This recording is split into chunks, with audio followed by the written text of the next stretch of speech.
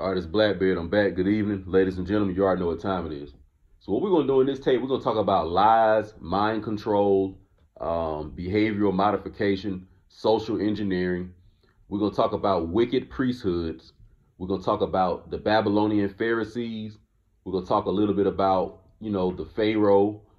Yesterday we talked about Saul and the ego of Saul. And we're going to also talk about Nimrod and the Babylonian system, okay? Now, a lot of us hear about Babylon and, Babylon was this evil place, yada, yada, yada, and all this stuff.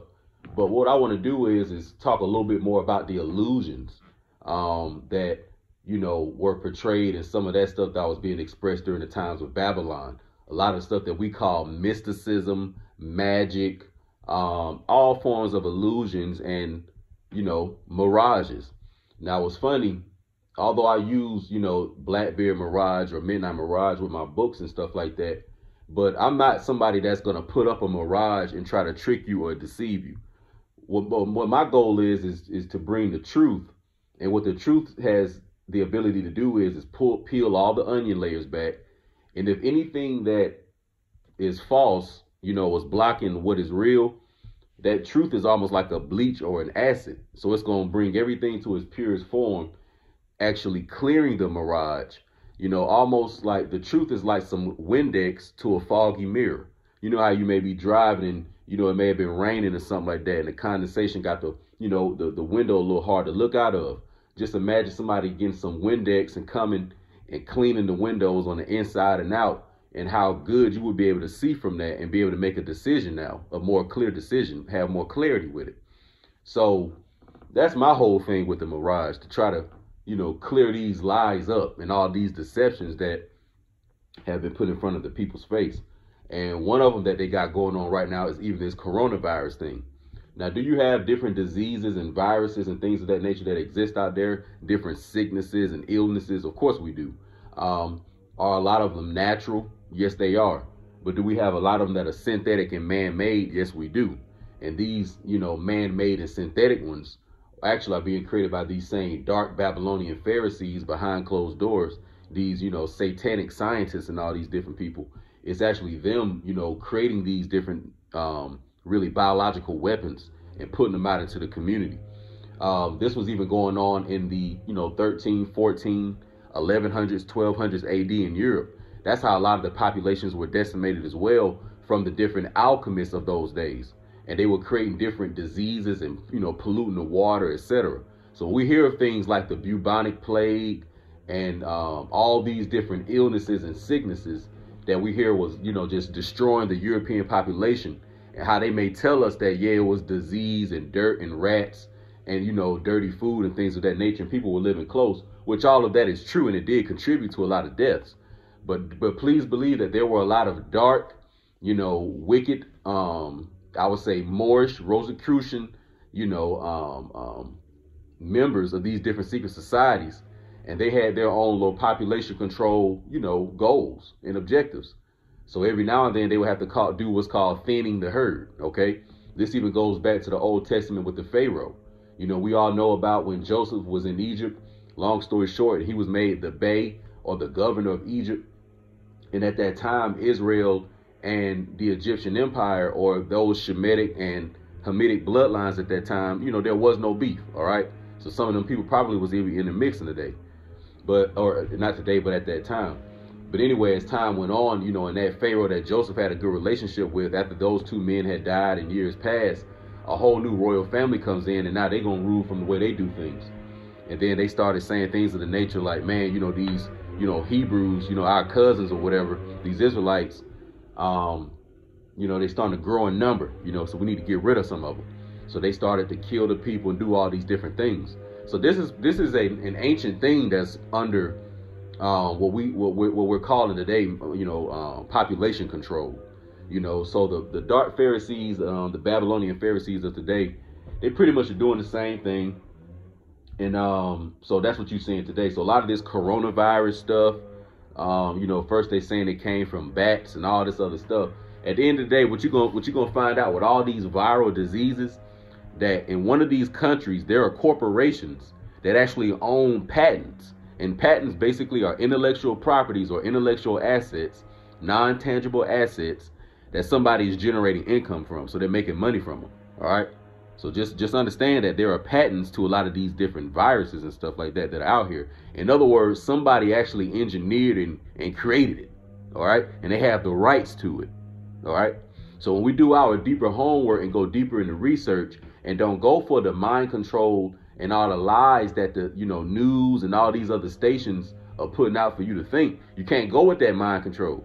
Because believe it or not, when you all talk about the Babylonian system, when we talk about, the quote unquote, the Jews or whoever own these companies, like these really are the folks that I'm talking about.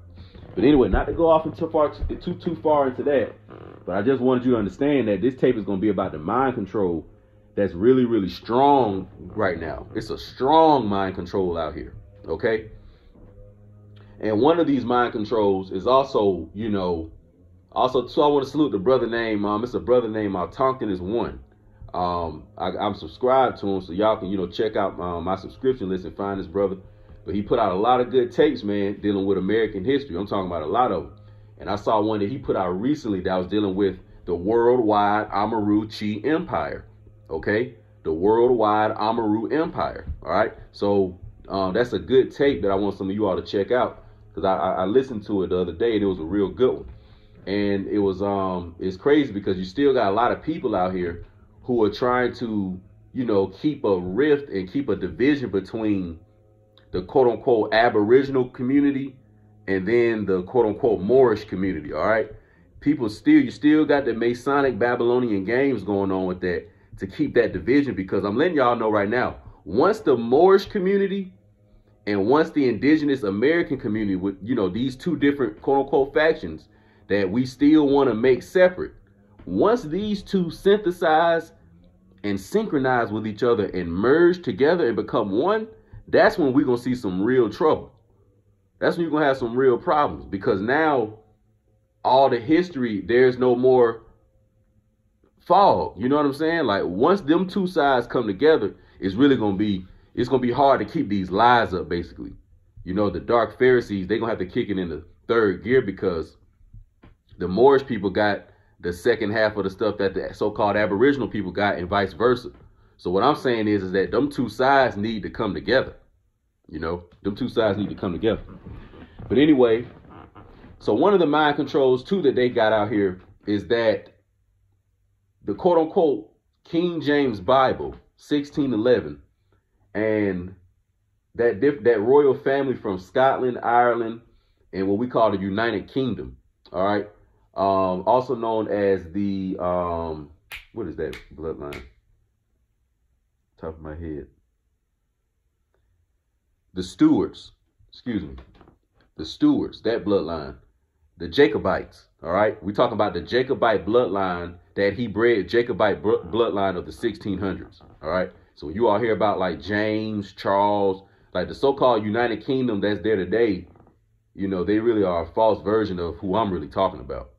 And the original ones that I'm talking about, the original stewards, these Moorish people, King James comes from this lineage. All right. So King James, as we all know, put together the 1611 Bible. But there was a lot of Masonic work that was being done in the 1600s and the 1800s to muddy up and dirty his name. OK, so you're going to see a lot of attacks on King James, a lot of stuff saying he was homosexual and, and all this other stuff, and he was lying to the people and all this other stuff. But a lot of that is not true. OK, I know it's not true because I've actually done my own personal research and homework on King James. And I can't remember the guy's name right now, but there was a guy's name who was writing a lot of defamation and, a lot of books that were containing lies and putting out a lot of lies about King James during his time, one of his contemporaries. But anyway, I just want to go quickly into this deception so we can, once again, we're talking about mind control, because when you can control somebody's mind, you can get them to behave and do whatever it is you want them to do. So at this time, the mind control and the social engineering with so-called black people is this.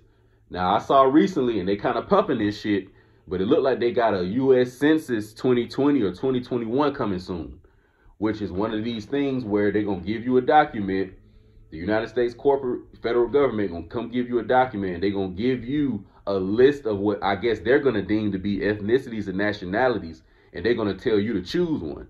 And then you're gonna mark one, and then these people gonna label you as that. Now, really, this is the same game, really, that we always been having and playing. You know, first it started out as the Negro thing, then it went to the Indian thing, okay? Then it went to the African thing, you know, then they got the nigger thing in there. You know, then they got the colored, then they got the black, then they got the African American. So now they're trying to get you again with a new one, whereas at the end of the day, it was always the same one. Our national character has always been American. That's always been the nation we've been under. We've been under the American nation going back to the times of the BCs. You know, when all the continents were still one. So we still under that American nation. And as far as our ethnicity and ancestry, I know a lot of y'all don't like it, and I really don't care, but it's Moorish. You know what I'm saying? It's Moorish. It stems back to the tribes of Shem, you know, and we mixed with some of the tribes of Canaan as time went on. I know some of y'all don't like that, but that is what it is. So they're going to come and they're going to have some other bullshit, some corporate shit for you to put on there. All right. So the game now is to continue to, of course, milk black, so-called black people for their money, but also to get them confused with the identity thing. So that's why you're seeing a lot of money being invested and a lot of boule games being played to keep the Moorish academic community and the so-called indigenous, aboriginal, Algonquin American community, informational community, to keep these two sides from coming together. That's the current thing right now. Because I'm telling you, once them two come together, the shit's a fucking wrap. It's a fucking wrap. It's like putting two sides of a coin back together. Now it has this original value and it can be used for the whole thing that it is. But you're going to have a lot of these Nimrod Babylonian games played to keep y'all confused and to keep the strife and all that going on. So it's going to be two books we're going to read. All right, we're going to read in the 48 Laws of Power, Law 32, Play the People's Fantasies, because I want to talk about how in so-called, Hollywood, which is where Babylon is. Remember now, Babylon is about illusions, mirages, deceptions, lies, mind control, because it's a false idol system. You know what I'm saying? It's a false idol system. So I'm going to take y'all back to Nimrod, and we're going to read about Nimrod in this book I got called Legends of the Jews. All right? But we're going to go into 48 Laws of Power so I can show y'all how Babylon uses their mysticism to control people. And when you read in the Old Testament in the book of Daniel, all right, when our people were dealing with Nebuchadnezzar, because remember this Babylonian system, the certain dynastic families may die, but that same system continues. So this original Babylonian system, or really the Nimrod system, going back to Shinar after the flood, post-flood, this system is still continuing today. It's just being called Rome. All right. But it's been going through different forms as history has been going on. So you need to read in the Old Testament in the book of Daniel when it talks about, the Moorish Hebrews now having to give up their customs and ways to take on this Babylonian lifestyle, to eat the Babylonian foods, to worship their Babylonian ways.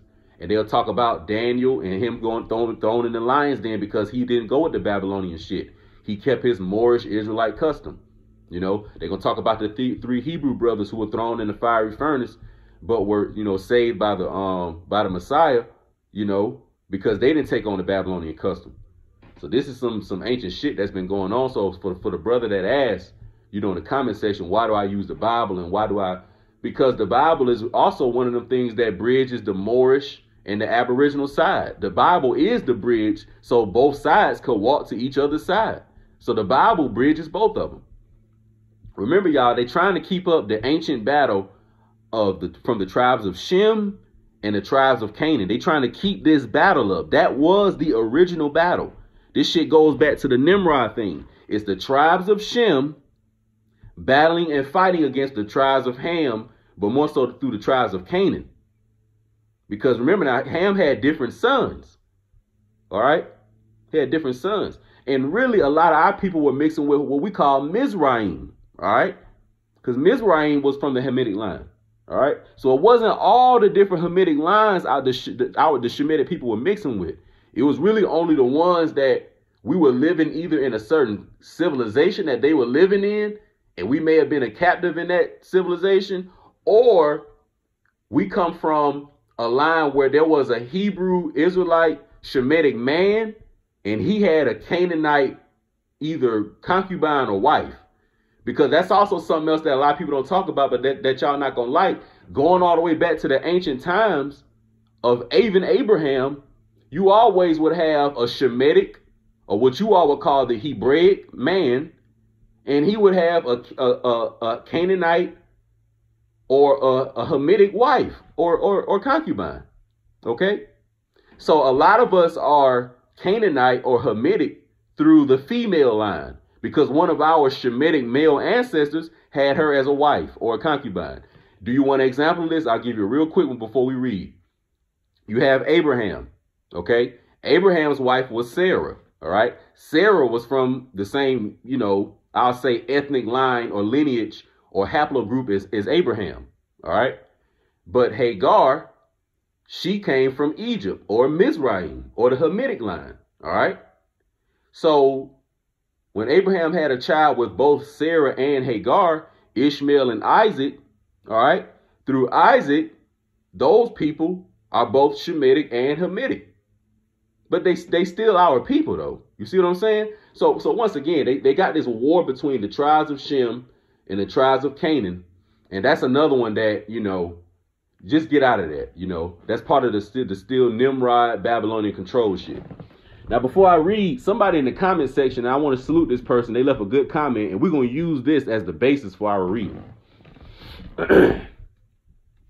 Now, this person's name is, and I hope they don't mind me saying their name, but it's Tonkinus Americans, and I'm going to use their comment. King James was a quote-unquote black man. The Bible is history, law, and prophecy, and King James was well aware of who the chosen bloodlines were, and it was translated for its people. It's not for everyone. It's for the chosen. Remember, ancient and modern scholars have found Paleo-Hebrew language being dominant in the Americas, and the Bible was translated from Hebrew into the King's English based on prophecy of the state of the people that were needed at the given time. Once you know that the descendants of the chosen people, the teachings of the Bible will hit home. The church and the Bible are not the same. Let me repeat this. The church and the Bible are not the same. The church is an amalgamation of the teachings of the Bible and pagan/Nimrod false teachings. Let me repeat that, because that's really the fruit or the seed of this comment that we about to use to springboard into a whole nother galaxy. The church and the Bible are not the same. The church is an amalgamation of the teachings of the Bible and pagan/Nimrod false teachings. And if you know the Bible, then you can see through the Tammuz church system fog, aka the mirage. Our people turn from the Bible because of the confusion the church's false doctrines teach. Now the Bible has been edited by WIGHT people as a ruse to get us off the precepts in the Bible. Read up on the Prince James writings before he was king. We were being warned then about the Catholic Church and its ties to pagan worship. Most churches today are still offshoots of Catholicism. Let me repeat that. Whoever wrote this shit went in. Most churches today are still offshoots of Catholicism/Nimrodism/Babylonianism. Let me continue. These WIGHTs are not the chosen people, so they pervert true teachings to get us from fulfilling prophecy. But it's actually only helping bring it into fruition. I hope that helps. I'm still piecing things together from my perspective, but I hope that helps. Let me tell y'all something real quick. First of all, I want to salute this person. Most of y'all are already on the master level. Okay, if y'all been rocking with me for a while, and y'all not on the master level because you watch my shit, you're not on the master level because of nothing that I'm saying. Really, a lot of y'all's comments and the energy that I'm seeing in the comment section, because most of y'all ain't saying no stupid shit, but a lot of y'all be putting some real good shit. So everybody listening to this right now, whether you a man or a woman, old or young, give yourself a pat on the back, because a lot of y'all are really doing your research. Because whoever this person is, They put that they still piecing things together from their perspective, but from my perspective, they already got it, because they have literally connected the ancient Babylonian system of Tammuz, aka TMZ. Hold on, Chaz. Hold on, Blackbeard. Bring that back. Bring that back. Hold on, Blackbeard. You're going too fast. Wait a minute. Did you just say that Tammuz is TMZ, aka the informational social engineering media investigative COINTELPRO TV show that we know about, whose headquarters is where? In Babylon, aka LA, Hollywood? So Tammuz is TMZ, aka the pagan / Nimrod false system. So this is what we're gonna read, and then we're gonna go on. The church and the Bible are not the same. The Bible comes from, as this person said, the ancient Paleo-Hebrew language, which was dominant here in the Americas. All right. And the Bible was translated from these ancient Paleo-Hebrew languages. So really, when we're talking about the Bible, we're really talking about the Paleo-Hebrew. Now, yes, I am reading it in English, and I may even be reading from certain Bibles that have translations that are not accurate. But my intent and the foundation that I'm coming from is the Paleo-Hebrew, the original of what it is. All right.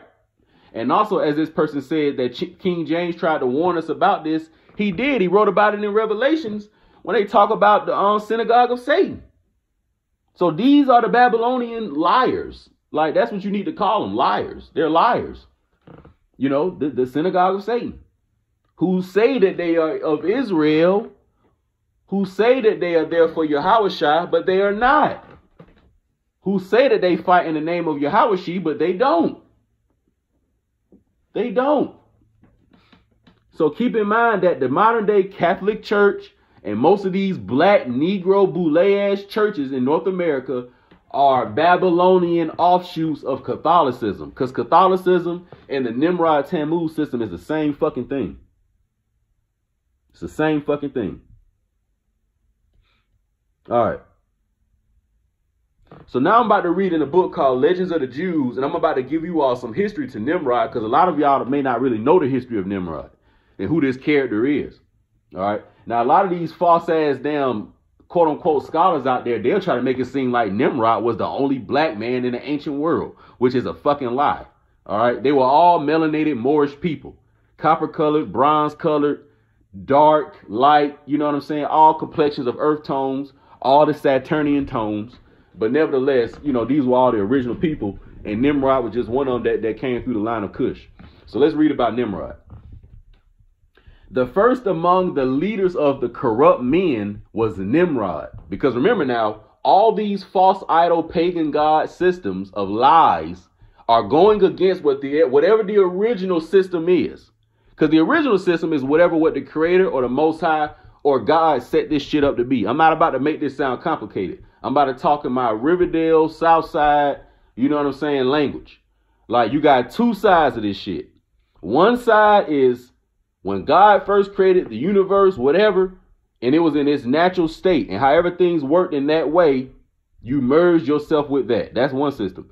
The other system is more of this satanic, egoistic system that comes from an entity that was created or brought into existence after God's original creation. So you got this false system, and then you got the original system. So in the ancient world, you always had men who were being used by Satan or the adversarial forces of the universe of creation. These adversarial forces were always using men to do their bidding on earth. All right. And these were these evil kings that you all hear of, like Nimrod, the evil Pharaoh, Nebuchadnezzar, you know what I'm saying, etc. All right. So Nimrod is the forefather of all of them. OK, he was the first one that sprung up after the flood. So don't think that during the flood that everybody was killed off. No, they weren't. You got to think about the bloodlines that were contaminated on the ark. And then there were also a lot of giants that survived the flood. And that's some shit I kind of go deeper into in my book. But anyway, let's go into this shit. All right. Legends of the Jews. The first among the leaders of the corrupt men was Nimrod.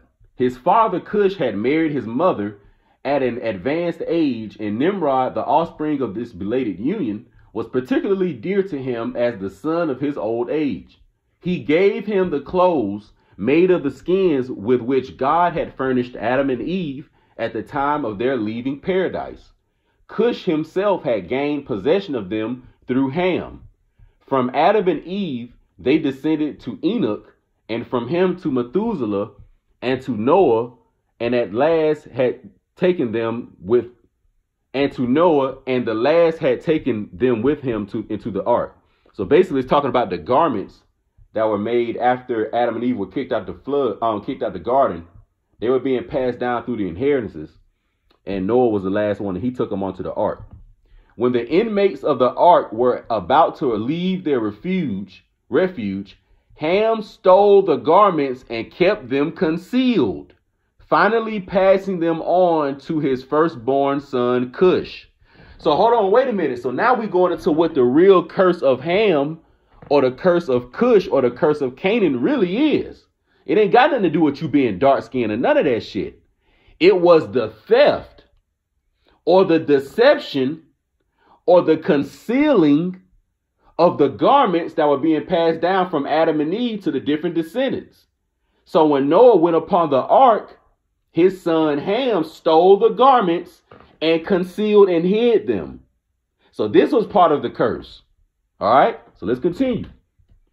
Also, listen to this. It says, when the inmates of the ark were about to leave their refuge. So don't think that it was just Noah's family on the ark. But that's a whole nother tape. All right, so let's keep going. So now y'all see that Cush has the garments from Adam and Eve that were in the garden. These garments had a wonderful property. He who wore them was both invincible and irresistible. The beasts and the birds of the woods fell down before Nimrod. Or excuse me, my bad, let me go back.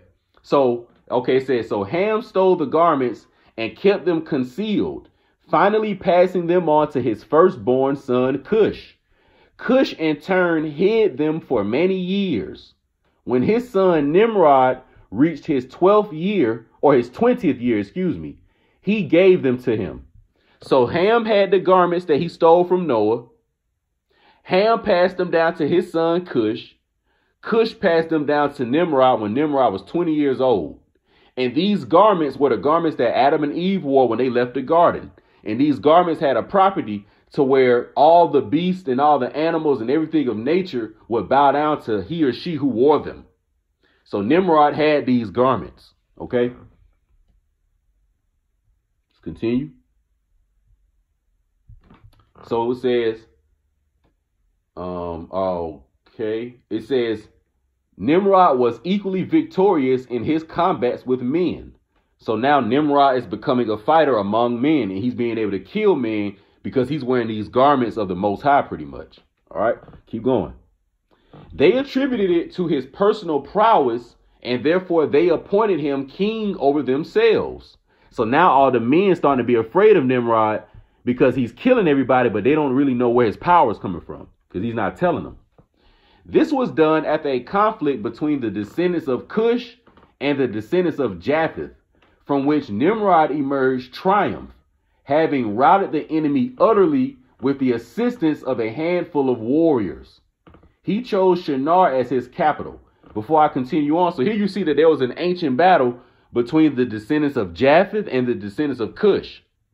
So when they talk about these different pale WIGHT Neanderthals, which really are a lot of them descendants from that Japhetic line, or at least amalgamated with it, and them being banished up into the Caucasus Mountains and all this stuff, these were from these armies of Cush, who really were, killing them up and basically put their ass up in there or whatever.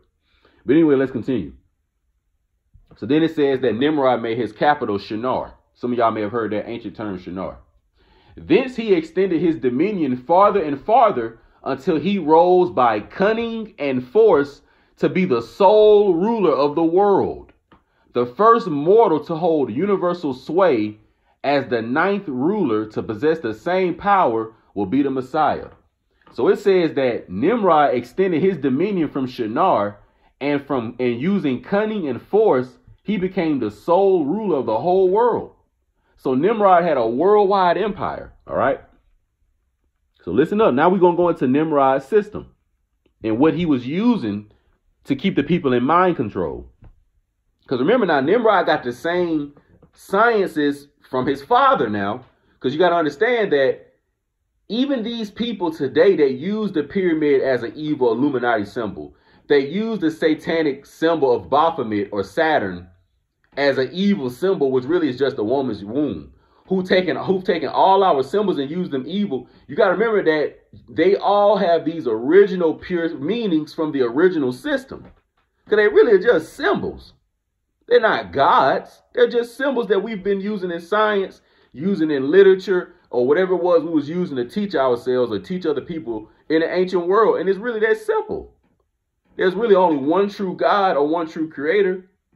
You have these different principalities up under that came after creation. But our ancestors, they knew that. So in other words, they weren't worshiping these symbols that they were teaching people about.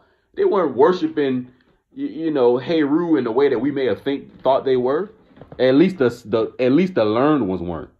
Because you always had the masses who were being under the mind control. Because you always going to have certain dark priesthoods that take the symbols and these different esoteric emblems and use them for other purposes, egoistic purposes.